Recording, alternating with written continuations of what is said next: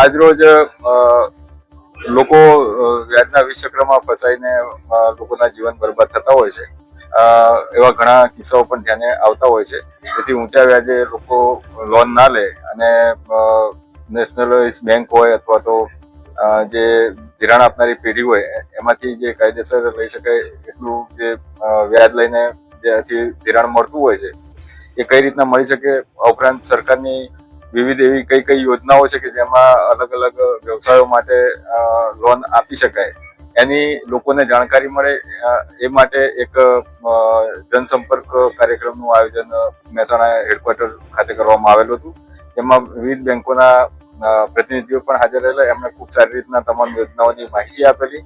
ઉપરાંત registrar Shri cooperative સોસાયટીઝના એક સભ્ય પણ આવેલા, તેના કર્મચારી પણ આવેલા. એમણે money landing Gujarat money landing act વિશે પણ સારી એવી સમજ આપેલી અને ખાનગી પેઢીઓ છે એના લાયસન્સ હોય તો પણ એ કેટલા ટકા વ્યાજે પૈસા આપી શકે, ધિરાણ આપી શકે છે એ અંગે લોકોને જાગૃત કરેલા હતા.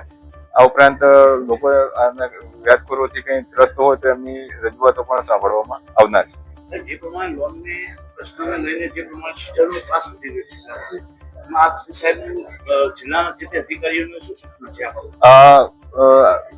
લોકો તરફથી તથા પત્રકાર મિત્રો તરફથી પણ સીઝરને લગતી રજૂઆત કરવામાં આવેલી છે.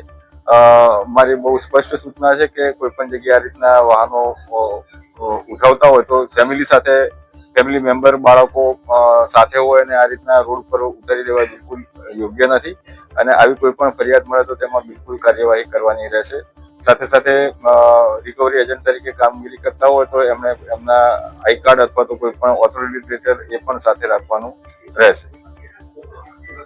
અમે તમને આપીશું પણેપણના સમાચાર. જો તમે અમારા નિર્ભય માર્ગ ન્યૂઝ ચેનલને સબસ્ક્રાઇબ કર્યું નથી તો અત્યારે જ નીચે આપેલા આઇકોન બટન પર ક્લિક કરીને સબસ્ક્રાઇબ કરો અને શેર કરવાનું ભૂલશો નહીં.